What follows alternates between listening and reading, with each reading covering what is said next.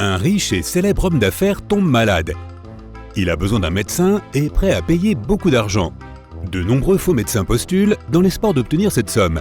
Jette un coup d'œil à leur CV et détermine qui est le vrai médecin.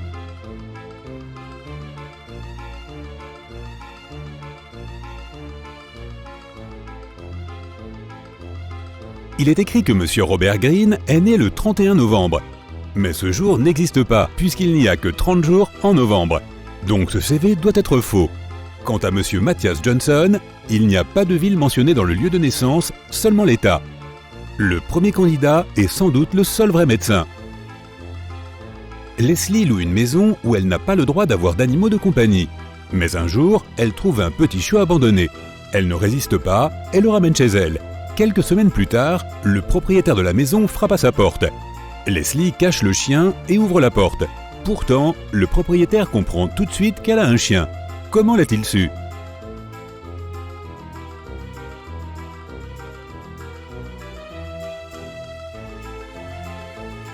Elle a oublié de cacher la nourriture du chien. Un énorme paquet est toujours dans la pièce. Tatiana reçoit des messages de 3 garçons différents qui souhaitent sortir avec elle. Zach, Thomas et Brice. Elle aime lire, surtout des romans policiers, et elle a confié cela à chacun des garçons. Peux-tu deviner lequel des garçons lui a menti en te basant sur leurs réponses ? Zach : bien sûr, j'adore les histoires de détectives. Mon grand-père a rencontré Sherlock Holmes en personne. Thomas : pareil, l'année dernière j'ai lu 200 livres, et la plupart étaient des romans policiers. Brice : waouh, c'est génial! Ma mère possède une librairie à New York et elle m'apporte toujours des livres. J'adore lire aussi.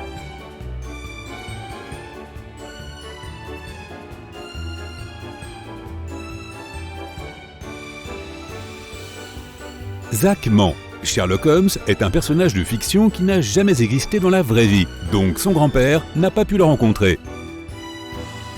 Héloïse organise une fête d'anniversaire. Elle invite 3 personnes et reçoit 3 cadeaux. Une paire de gants, un sac de maquillage et des lunettes de soleil. Cependant, Héloïse n'apprécie pas l'un des cadeaux. Peux-tu deviner lequel et pourquoi ?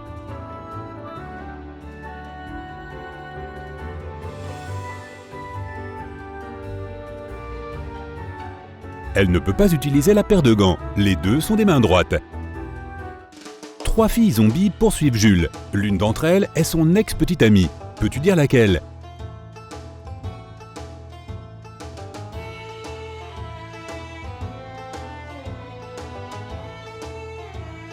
Regarde de plus près l'épaule de Jules. Il a un tatouage qui dit J plus L. Ce doit être les premières lettres de son prénom et de celle de sa petite amie. Si tu regardes bien, tu peux voir que la zombie B a une étiquette attachée à sa jambe qui dit Lucie. Ce doit être son prénom et il commence par un L. Donc la zombie B doit être son ex. Esther est allée se promener dans les bois et s'est perdue. Elle erre jusqu'à ce qu'elle s'approche de la maison de la sorcière. Elle caresse son chat et demande si la sorcière peut la renvoyer chez elle. La sorcière accepte de laisser partir Esther si elle devine son prénom. Heureusement, elle lui donne un indice. La capitale de la Roumanie, la capitale d'Oman, la capitale de la Suisse et la capitale de l'Égypte. Esther parvient à trouver la bonne réponse. Et toi, peux-tu deviner le nom de la sorcière ?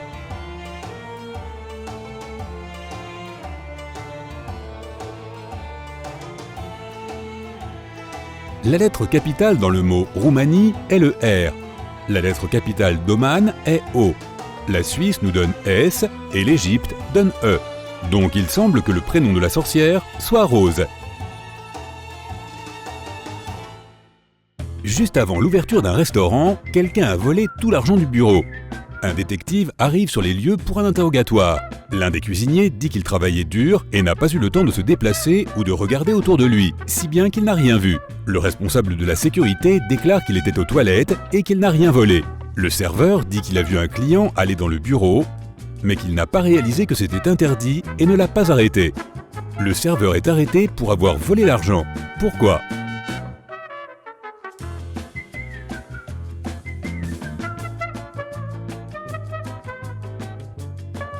Le restaurant était fermé et il ne pouvait donc pas y avoir de clients à l'intérieur.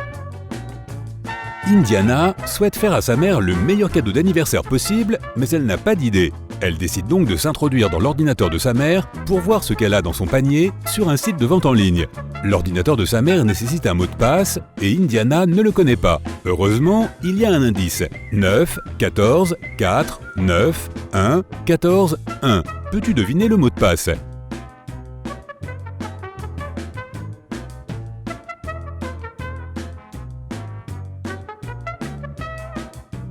Chaque chiffre est le numéro d'une lettre de l'alphabet.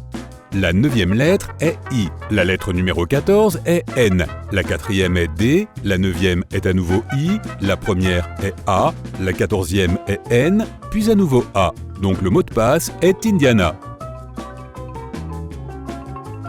Emma, Léa et David aiment le jus de pomme.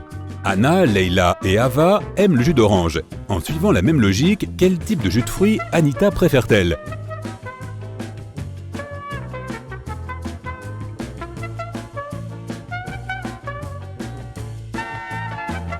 Emma, Léa et David ont une seule lettre A dans leur prénom, tandis qu'Anna, Leila et Ava en ont deux.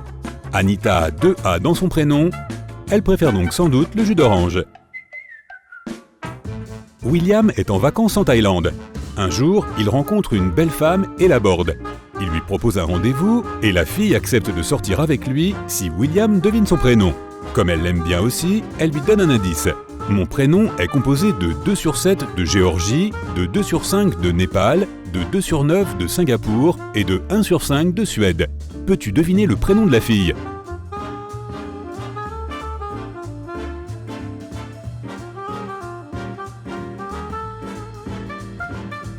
« 2 sur 7 de Géorgie signifie 2 des 7 lettres du mot Géorgie, qui sont GE.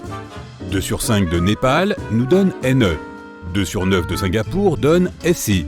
Et 1 sur 5 de Suède est S. Donc le prénom de la fille est Genesis.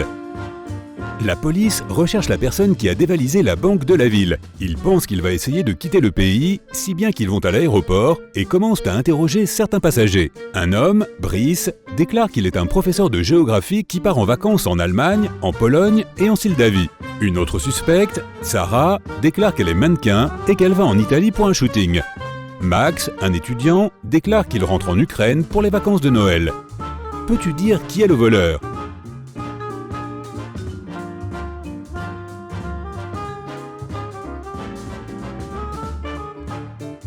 C'est Brice. La Moldavie est un pays fictif. S'il était vraiment professeur de géographie, il saurait qu'il n'existe pas. Annick se réveille et découvre qu'elle n'est pas dans sa chambre, mais dans un donjon. Elle tente d'ouvrir la porte, mais il faut un mot de passe. Un indice donne les lettres D, L, M, M, J. Peux-tu deviner les 2 lettres suivantes ?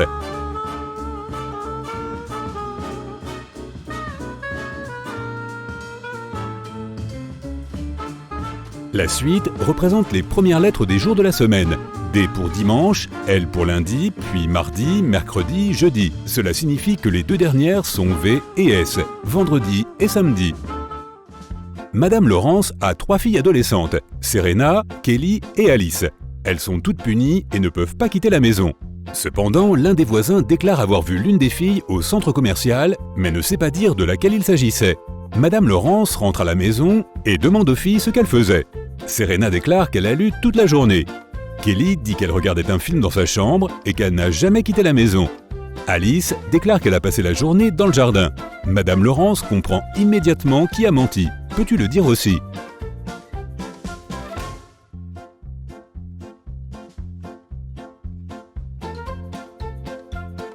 En observant bien, tu peux voir que Kelly et Alice ont les chaussures sales. C'est normal pour Alice qui a dit qu'elle était allée dans le jardin. Mais Kelly a dit qu'elle n'avait pas quitté sa chambre, donc ses chaussures ne peuvent pas être aussi sales. C'est elle qui a menti.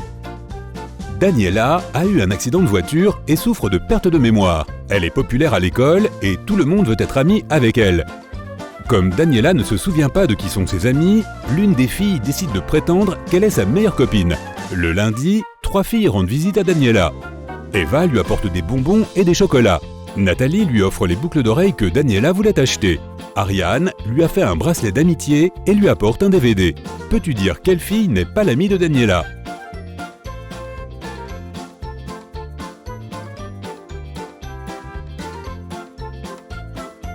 C'est Nathalie. Elle a acheté les boucles d'oreilles soi-disant convoitées par Daniela, mais les oreilles de cette dernière ne sont même pas percées, donc elle n'a pas pu les vouloir. Peux-tu dire quel loup-garou est réel ici?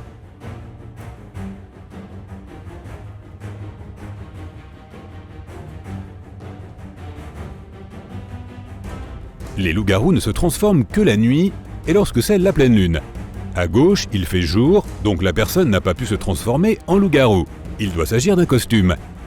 À droite, c'est la nuit, mais ce n'est pas la pleine lune, donc la personne ne devrait pas non plus ressembler à ça. Au milieu, tout semble normal. C'est la nuit, c'est la pleine lune, et la personne s'est transformée en loup-garou. Peux-tu dire qui est la vraie sirène ici?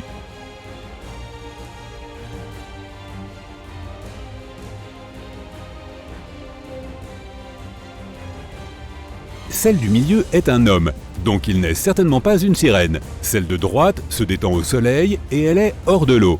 Les sirènes ne feraient pas ça car elles se dessèchent au soleil. Donc, la vraie sirène doit être celle de gauche.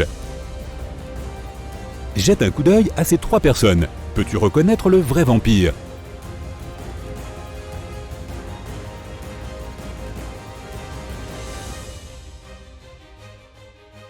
Si tu regardes bien le premier, il porte une chaîne en argent. Or, les vampires ne supportent pas l'argent, donc celui-ci doit être faux.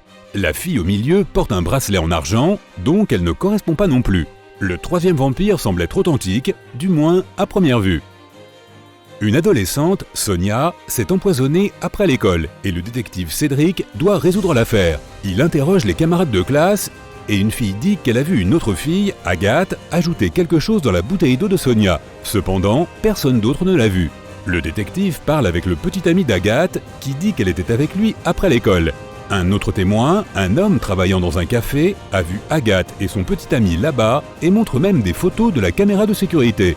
Malgré tout, Agathe est arrêtée pour avoir empoisonné Sonia. Pourquoi ?